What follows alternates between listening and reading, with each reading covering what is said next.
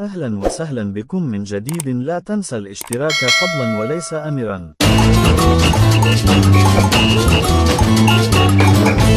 تردد في الساعات الأخيرة العديد من الأنباء والتقارير الصحفية التي أشارت إلي دخول النادي الأهلي في مفاوضات قوية مع أحد المدافعين المتواجدين في أوروبا من أجل إبرام التعاقد معه خلال الفترة الحالية، وأبدي السويسري مارسيل كولر المدير الفني للفريق الأول لكرة القدم بالنادي الأهلي من المسؤولين داخل القلعة الحمراء رغبته في إبرام التعاقد مع مدافع أجنبي من أجل تعويض رحيل محمد عبد المنعم لاعب الفريق الأحمر، والذي رحل إلي الدوري الفرنسي مسؤول داخل النادي الأهلي. مفاجأة مدوية عن اسم الصفقة الثالثة داخل القلعة الحمراء.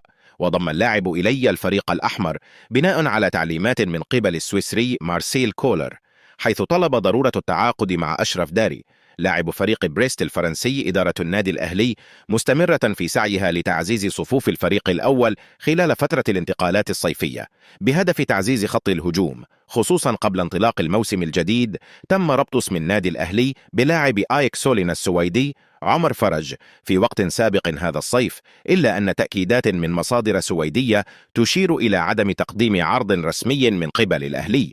وكان قد أكد توماس بيرنتسن المدير الرياضي للنادي السويدي في وقت سابق عن تبخر المفاوضات بين الطرفين. وفي التطورات الأخيرة أشارت نفس المصادر السويدية إلى استعداد الأهلي لاستئناف المحادثات لضم عمر فرج لاعب ذو أصول فلسطينية بعد فترة صمت من الجانبين خلال الأسابيع السابقة. قدم مسؤول نادي الزمالك عرضا لأحمد مصطفى زيزو لاعب فريق الكرة خلال الساعات الماضية لتجديد عقده وفقا لإمكانيات النادي وقيمة اللاعب، ويعد ذلك العرض الأعلي في تاريخ القلعة البيضاء.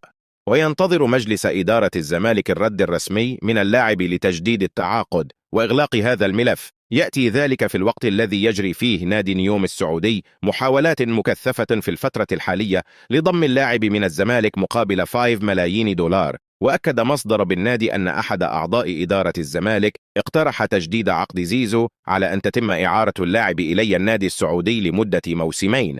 ومن المقرر أن تشهد الأيام القليلة المقبلة جلسة بين اللاعب ووالده مع مسؤولي النادي لحسم كافة الأمور، خاصة وأن زيزو في حال رحيله عن النادي يرغب في أن يتم ذلك عن طريق إعلان مجلس الإدارة عن قراره ببيع اللاعب. مصدر من داخل نادي الزمالك علي الوضع المالي للنادي في هذه الفترة، والذي وصفه المصدر بالموقف الصعب، حيث أكد المصدر أن النادي يعاني من أزمة مالية طاحنة وكبيرة في ظل عدد من الأزمات المتراكمة على النادي منذ فترة.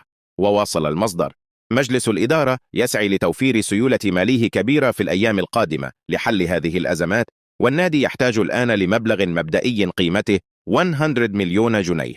هذا المبلغ لسداد مستحقات اللاعبين متاخرة ومستحقات مدربين، إلى جانب سداد مبالغ على النادي في قضايا بالاتحاد الدولي لكرة القدم.